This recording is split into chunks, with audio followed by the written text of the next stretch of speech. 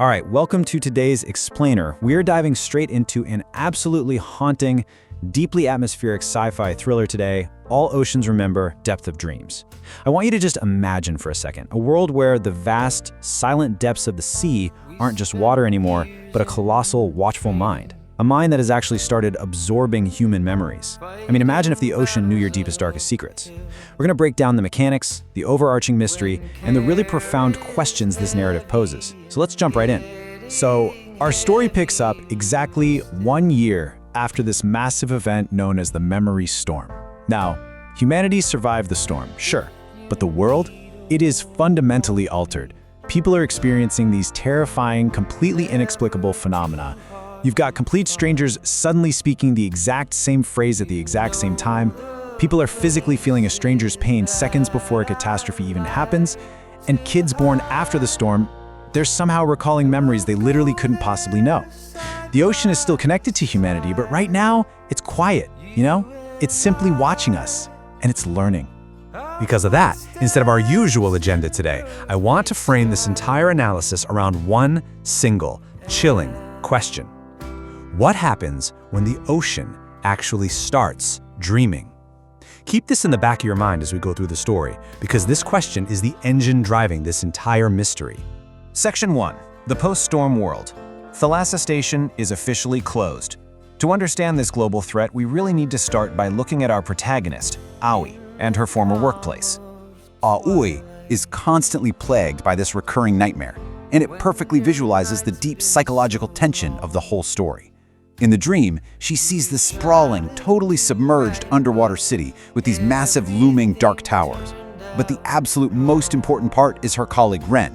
Ren is trapped deep underwater, trapped behind what looks like a barrier of water glass. He's desperately trying to speak to her, but he's completely voiceless. And as we'll soon see, this isn't just a bad dream. It's a symptom of a much, much larger global connection. To give you an idea of how this dread escalates, look at this timeline. One morning, the ocean goes perfectly, unnaturally still, like glass. No waves, no wind. By noon, the birds just vanish, gone. Then, in the afternoon, every single human on Earth hears a sound. 3 slow heartbeats. Almost as if something beneath the Earth's crust just woke up. Which, honestly, if you've ever listened to real deep ocean recordings, is exactly as terrifying as it sounds. And then, night falls, and people start to disappear. No signs of struggle anywhere. The only clue left behind, wet footprints on the floor. And here's the kicker. Every single person who vanished had mentioned seeing a deceased loved one in their dreams right before they disappeared. Section 2. The Mystery of Thalassa. The Rusted Ruins. Knowing something is horribly wrong, Aoi decides to investigate the only place that might actually hold answers. Deep inside the flooded, rusted corridors of her old station, she finds a solitary central screen playing a video log, and it's Ren.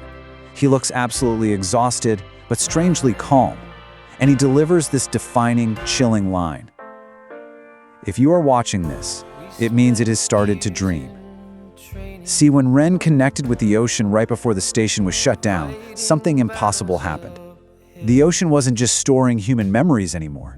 Let's break down the hard sci-fi rules of what's actually happening here. Step 1, the ocean somehow gained a human subconscious. Step 2, with that shiny new subconscious, it began to dream. Step 3, those dreams are literally becoming reality, physically fueled by human emotion. And step 4, this is absolutely crucial, the ocean cannot distinguish desire from truth. So if a human desperately wants to see a loved one who passed away, the ocean physically creates them. But on the flip side, if someone is terrified of a monster hiding in the dark, well, the ocean creates that too. Just as Ren is explaining that the stronger the emotion, the more physically real the creation becomes, the video abruptly cuts out to static. And for a split second, right through the interference, Ren's face flashes back on the screen, but his eyes are entirely black. This is a terrifying visual cue for Aoi, confirming our absolute worst fears. Ren has been completely consumed, or maybe corrupted, by whatever this ocean has evolved into. Section 3. The Echo Phenomenon. Impossible Anomalies. Because this fallout isn't just a localized problem for Aoi, impossible things are starting to manifest everywhere. A young boy named Yuto warns Aoi that the ocean actually fears its own dreams, and he's spot on. Ships are vanishing into thin fog. Cities that don't even exist are suddenly appearing on the horizon. And then there are the echoes. So what exactly is an echo? Think of them as physical copies of human beings washing up on coastlines. They're born entirely from the intense memories and desires of real people, basically filtered right through the ocean's dreams. But here's the truly tragic twist. They're fully sentient. They know they aren't real humans. Yet some of them desperately refuse to disappear. Which brings us to this incredibly profound dilemma. One of these echoes, a young woman, delivers this completely heartbreaking plea. She says, "We were born from human longing. Does that make us less alive?" I mean, think about the weight of that for a second. If a being is created purely from human love and grief, and it possesses full self-awareness, what rights does it have? Faced with this impossible situation, humanity predictably fractures into two extremes. On one side, you have global factions demanding we destroy the ocean at any cost, eradicate the threat, wipe out the anomalies, and save humanity. On the flip side, there are people fiercely arguing for coexistence. They want to accept these anomalies and embrace the echoes as a legitimate, brand new form of life. And the story doesn't take sides here at all. It just neutrally presents this massive, totally unresolvable human conflict. But while the whole world is arguing about what to do, Aoi actually figures out the truth. The ocean? It isn't some malicious monster. Through its deep connection with Ren, it actually learned to feel human emotions. It learned to desire. And its ultimate driving motive is surprisingly heartbreaking.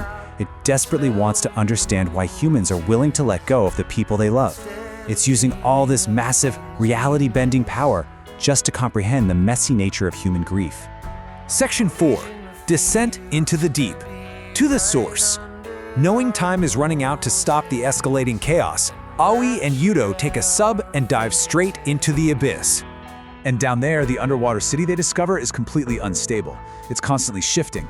One moment they are swimming through these ancient forgotten stone ruins. The next second it morphs into a modern Japanese city, fully illuminated at night. And then, suddenly, it shifts into an exact, perfect replica of Ren's childhood home.